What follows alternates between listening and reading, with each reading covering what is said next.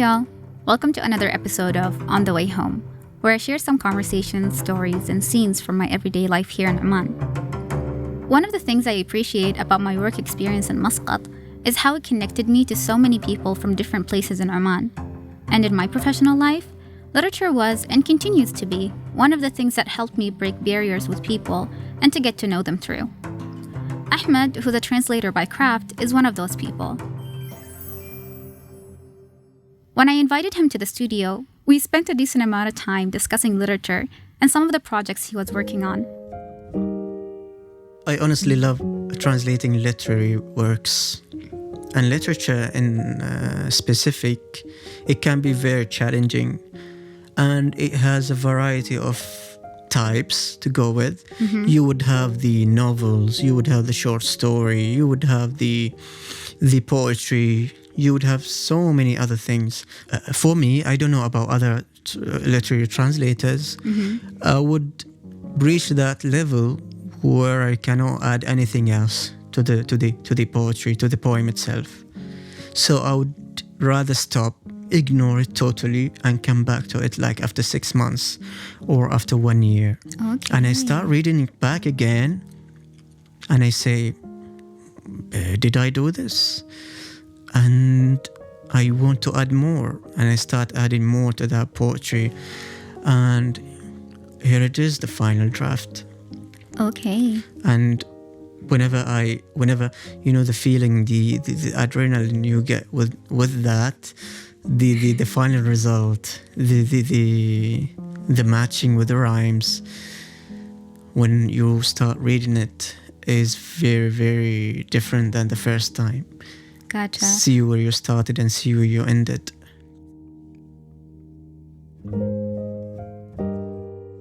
I never spent much time thinking about translation as a field. But with the keen eye of a creative translator, Ahmed opened my mind to all sorts of things concerning the written word. For me, as a writer, I focus on what I put on the page itself. But for him as a translator, he's concerned with achieving balance and bridging the experience of readers across languages, choosing the appropriate nouns and tenses, or the deliberate use of synonyms rather than direct translations, not to mention the cultural differences between readership, etc. The list of considerations goes on and on and on. As he already mentioned, Ahmed likes translating creative texts, and he pours a lot of time and effort into them. So, seeing this quality in him encouraged me to share some of my written works with him. I'd get excited to hear what he thinks of them, and what choices he'd make if he were to translate them. I don't just get his feedback as a reader, but also as a translator, which is something I really appreciate. So, by all means and measures, it always seemed to me that Ahmed was born to be a translator. He's not just good at what he does, he derives so much meaning from it. I just assumed that he knew, one way or another, that he would be a translator, and he just went for it. Turns out, I couldn't be more wrong for that assumption.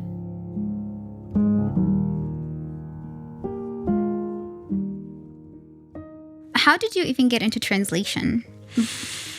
I'm gonna have to connect that with my disability, because when I finished high school, I was taking scientific subjects. Mm-hmm. And I started, the phase when you start registering for the colleges, universities, and whatever. Mm-hmm. In the website, it was written that you should put a check if you are a disabled person or not. Mm-hmm. So I checked on that, and after a while I came and I was putting in my mind that I wanted to have an experience to study abroad. I logged in. I went to the page where I can start choosing the priorities, and all of the abroad universities were removed. Oh wow! Believe it or not, all of the study chances to go abroad and study were removed.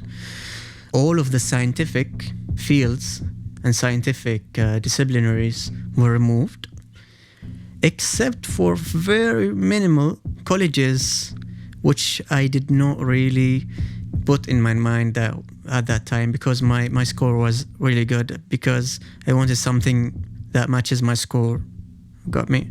To go to the vocational college, for example, was in my dream.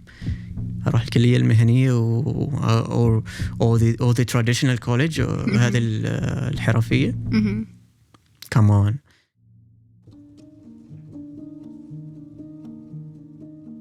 Despite navigating the same educational system, I instantly felt so distant from Ahmed's experience and embarrassed by my ignorance.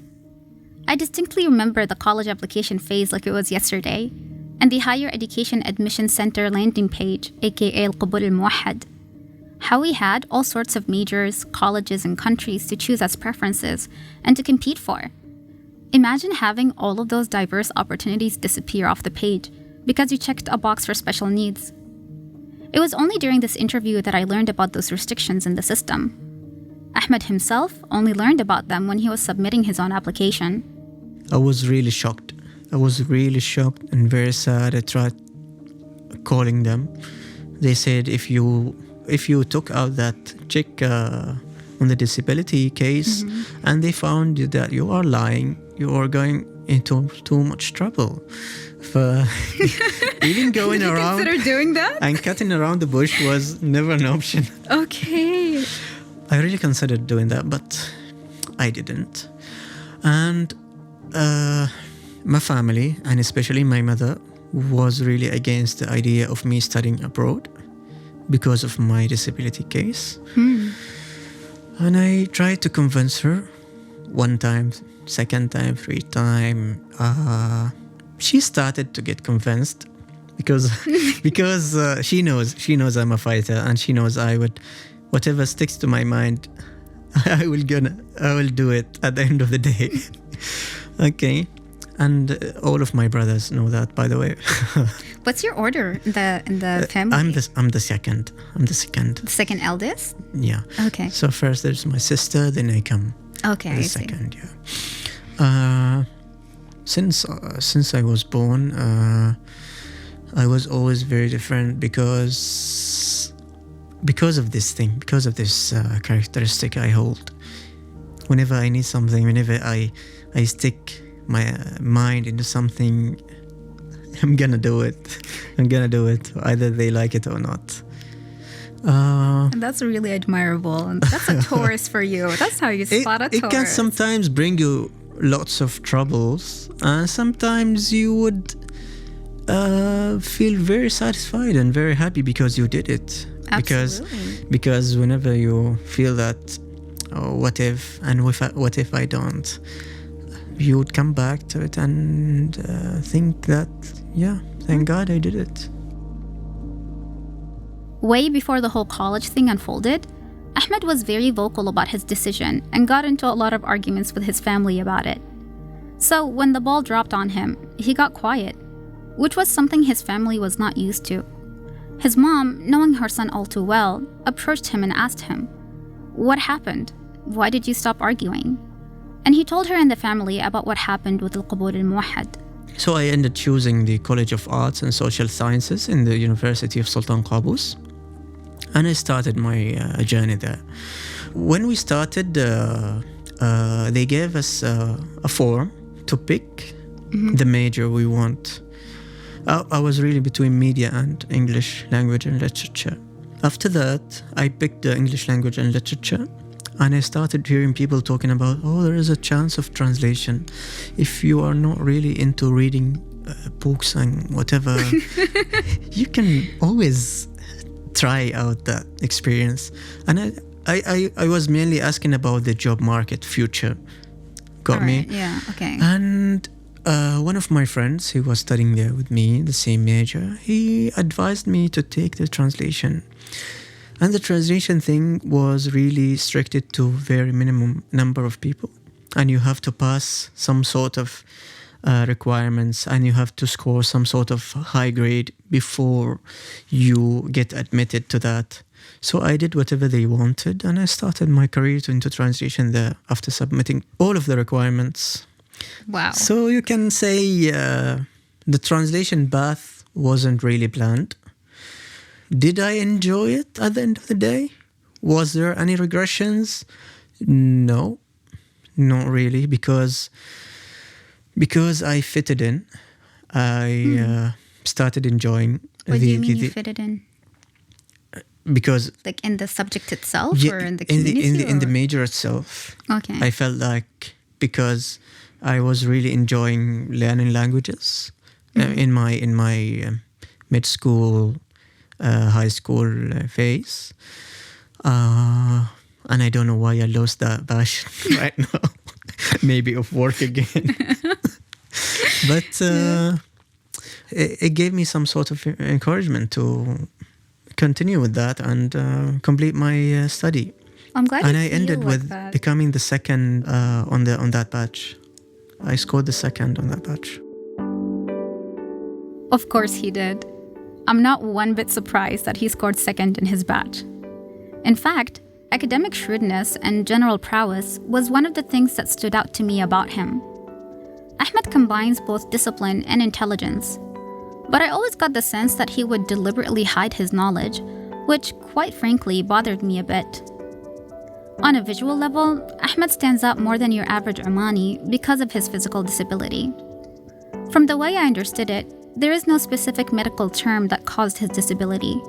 It was a sort of nerve damage that affected his legs and their growth. So, he hasn't been able to use them since he was born, and he uses a wheelchair. And as someone who uses a wheelchair, I've seen on more than one occasion how his disability plays a role in his social interactions with people. In a lot of these interactions, Ahmed's responses puzzled me. For the lack of a better expression, I felt like he would deliberately and with control become more reserved. I wasn't sure if my observations were right in any way, and hoping to understand him some more, I shared those thoughts with him. And yet again, I was surprised to hear what he said. The way I'm processing thoughts, the way I'm dealing with thoughts, can be most of the time not loud and can be very loud. So again, going back to my the way I'm growing up, the way I'm living, the way I'm processing things, the way my case is, I learned that because of my, for example, disability. Trying to stand up sometimes and talk out the thing you are suffering from might take double efforts. People, whenever you start to giving, for example, arguments, for me, for example, back in the old days, whenever I want to start and add an argument part to the conversation, they deal with it very, very stupidly. As they, yes, thank you. Yes, that's right, thank you. Whenever I try to, they don't take it seriously. You got me? They don't take what you say seriously. Yeah, and that was a struggle because, again, going back to those reasons which are very complicated, I started processing things in my own mind. I don't have to tell you whatever I want to say. Interesting. And that's in the past. Now, I again telling you, thanks to the shift I made in the university life, the way meeting with new people, starting to interacting with others, trying to show others what I can do instead of introducing the words first, because I learned that words from me, if not introduced first with actions, are very difficult to be accepted compared to other people, compared to normal people. And this is not the case with me only. It's the case with everyone, every person with disability. For example, when I was younger and I was going with my parents, for example, to somewhere, shopping mall, visiting a hospital, whatever, they are not asking me what my issue is. They are not coming to ask me and talk to me. They would go straight forward to my, for example, father or my mother and ask her, what is he suffering from? And what, for example, why is he here? Whatever. And I hear the questions and I say, I know what I'm suffering from. Even if they are my parents and the way explaining it, But I really know what I need to say. You don't have to talk on my behalf because I exist. I'm already there. Because the existing things sometimes can be visible in the wrong way. You are visible as a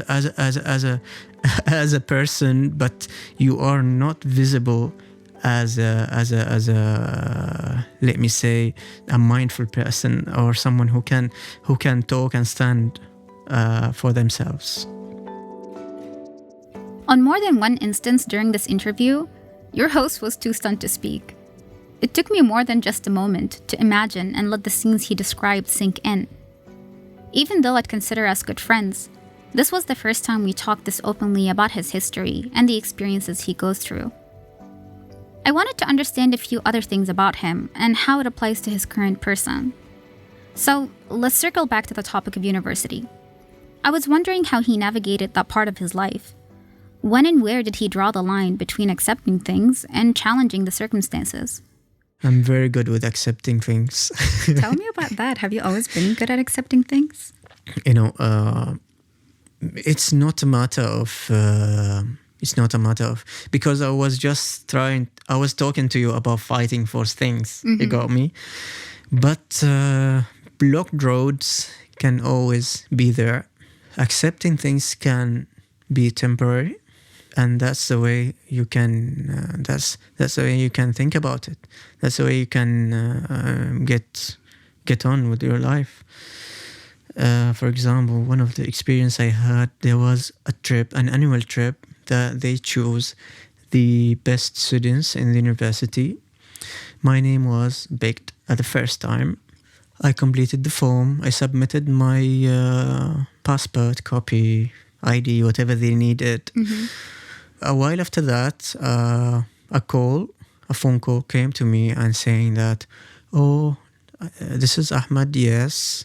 We are very sorry to tell you that you are not going to be with us. I told them why, because it was something out of the blue. Because I completed everything. I submitted everything. Mm-hmm. Why now? And the trip is like 1 month, 2 months ahead. He couldn't answer me why. But at that time, I came and I went straight forward to the Deanship of Students Affairs, and I found him there discussing and chatting about the travel and the trip plan. Mm-hmm. And I opened the door, found the secretary. Where are they? I was really enraged, not even angry, to be honest, because it was something everyone, in my case, everyone was supposed to be enraged. And where are they? She said, here in the back office. She said, wait, what? I already opened the door and started talking to them. I said, why? Why did you do that? Mm-hmm. They started talking about, the trip is very difficult. You would have to do a mountain climbing, and you would have to do whatever, and the bus and whatever. I said, I don't care. I said, I'm all in. I accepted the trip. Mm-hmm. I don't care about all of this, because the trip was supposed to go, we were supposed to go to Spain, and Spain is known to be a very accessible country compared to here. They totally rejected. Oh, wow. It was a very emotional moment. I walked out very sad. I took a moment to accept that. Then I had my phone. I started making my calls. There was the head of the People of Disability section. Mm-hmm. I called her. I talked to her and explained everything. She said, no, this isn't acceptable. Tomorrow, you would meet with the vice president of the university and you will introduce this to her. Mm-hmm. I said, I'm all in, let's fight. And a call after that came to me, another meeting. We went there and a promise kept. But this time, I'm not going to this year's trip. I was going to the next year's trip. Oh, so did you go? I will. Yes. I did go, and I won at the end of the day. So whenever I see the faces of those people who rejected me, I would say, yeah. Okay, say hi and goodbye and whatever. Oh yeah. Yeah, that's a very different version of you that I don't think I've ever seen or I'm used to seeing. I used to. You are used to find me as a calm person Very calm, very chill. never going to be angry. Yeah. And we started talking about the the zodiac and whatever, and thinking about it. But yeah, there were moments where I was very angry, and I'm still sometimes. When he was in middle school, Ahmed got diagnosed with stage 1 hypertension, or stage 1 blood pressure, which basically means that the force of blood flowing through your blood vessels is consistently too high. This condition is a major risk factor for strokes, heart failure, and even vision loss, among a few other things. I was really shocked to learn that he got hypertension at such a young age, because my old biology lessons told me that this condition tends to develop in older adults who have seen a lot from life. Some quick Googling confirmed to me that middle school is indeed too young for your average hypertension patient. And the more Ahmed shared about his past experiences, the more I felt he was justified in having that level of anger. Growing up, Ahmed faced worse and more intense situations than the ones shared throughout this episode. There's a lot that I wish I could share here, but had to cut out purely because of the time restriction. But here's what I can confirm. The accumulating events gave way for his anger to eventually manifest as a physical ailment. When he got diagnosed, Ahmed's priority was to manage this condition by controlling his temper and taking medications. He became very proactive about redirecting his energy towards figuring out his personal and professional goals. Thankfully, the older he got and the more he went to different places, experienced being in spaces where he can feel more normal and express himself, the less he had reason to be so careful about his hypertension. And the workplace has been one of those spaces. And I appreciate the work experience because I started feeling normal very quickly, very, very quickly. Besides giving me the rights I have to get without even asking, which was very nice, I started to feel that I'm normal. Mm-hmm. I can attend whatever the event they do. I can assist. They treat me as a professional person, not as a person who may need some extra time to do the work. And this way of treating me made me very, very happy and feeling that I am who I am, different from other places. So that's more in the workplace, not necessarily like out and about in society. I don't know, maybe the workplace, for example, has experience before me. Maybe because they are well-trained, because I know some other institutions are still suffering from that, starting from the accessibility thing and ending with the treating part. So, yeah. Our mutual social circles and workplace are the main spaces I see Ahmed in. And I guess I can say that they're isolated worlds in themselves. I'm glad to hear that he had a good experience in those spaces because I can see the contrast the moment we step out of them. I'm often taken aback by the interactions that are very familiar to him. The unwarranted pity, condescending tones, intrusive questions, and the false assumptions. Hence why I felt that despite being familiar with him and his personality, I never asked him much about his history in fear that I would cross a line or say the wrong thing from a place of ignorance. And I'm really grateful that he wasn't only willing to answer my questions candidly, but share it here with whoever might be listening. I was born with my disability.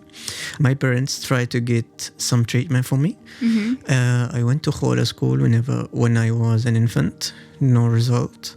I went to India, first time for checkup, and the second time for the surgery. No results. The same thing. And the last option is to do a physiotherapy. The physiotherapy I can do like for 1 month or 2. The results were very, very minimal, if not there even. And I accepted the life as it is after that. I wasn't even introduced to the wheelchair itself. When was I the used first to time you use. encountered one? The first time was in grade 2. There was before the cane, the cane, and there was the carrying and taking whatever thing, and the wheelchair came after. Yeah. Do you think the culture in general, how it deals with different people with disabilities, do you think that has improved as well? Or how would you compare it to when you were younger? It has. Starting from the, let's say, the materialistic part and the cultural part, even the conversational part, when dealing with people. The infrastructure, like let me say 20 years ago, was very, very different from what happens now. And for context, you're like 26, 27. I am 26 right You're now. 26. Let's say, for example, when I was 6, when I was 5, most of the houses we visit with my cousins, my uncles, most of them. And it goes again to the culture that we have rain and we don't have a draining system. Everyone puts steps to their houses. Got me? And there is no idea of what is a slope or what is a ramp is. So making a ramp was some sort of a luxury. Those houses or those. That's why I was enjoying traveling or coming to Muscat only to come of these places, like, for example, the shopping malls. They were accessible. No, not because of me, because of the trolley. Trolley? Yeah. But that's a fact. To be honest, because of the trolley. Then after that, they started seeing that, not only the trolley needs to be pushed, the people needs to be pushed as well. The starting with the dedicated parking spots, the ramps, the flight experience was different as well, and it's still sometimes challenging in Oman and in different countries. The lifestyle, the way people talk to you. For example, when I was a child, people would see me as in a very pathetic way. They would start praying and saying dua or madriwish, and I'm still fine with it, but that's all right. But the way you say it depends. Can judge on your personality and judge on the way you perceive me, because dua is for everyone at the end of the day, and I have to accept the kind word as well as the other ways of saying it. In the few occasions where I saw those interactions, I'd filter my annoyance through humor, but I'd run out of humor real quick. Angry and annoyed, I wondered, what goes on in Ahmed's mind when those things happen to him? How does one still manage to respond with grace to situations that entitle him to be anything but graceful? A while before this interview, I asked him this.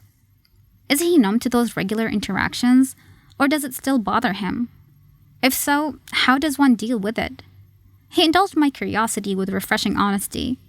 He confirmed that those interactions still annoy him, but dealing with them became a lot easier as he's gotten older. As for how he deals with them, he just normalizes his presence with grace.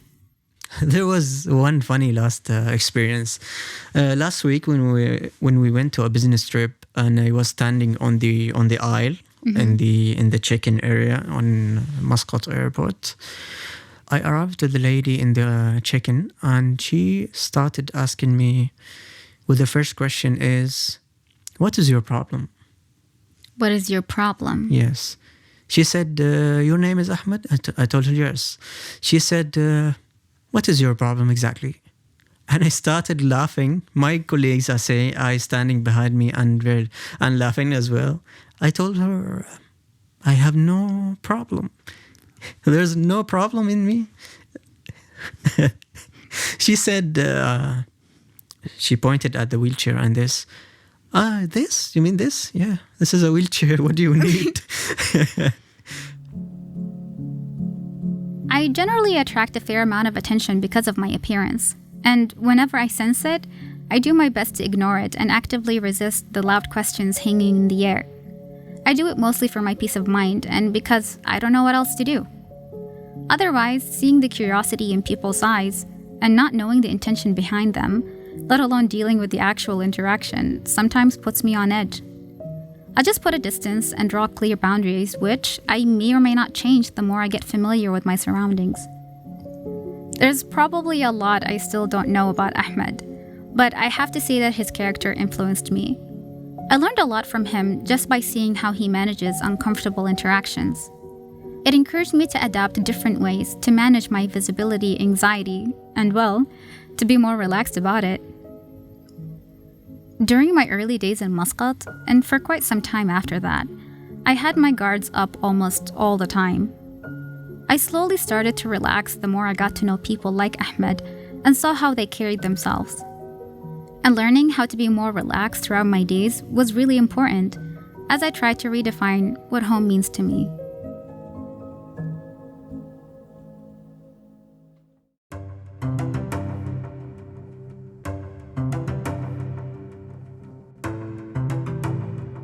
On the Way Home is brought to you by Oman FM. This show is available for streaming on all podcast platforms. This episode was hosted and produced by me, Fatema Al Darii, and you can follow me on Instagram at Fatema's Eyes, Fatemas Eyes. Sound engineered by Azzam Al Raisi, edited and mixed by Abdullah and Mawali. Thank you for listening.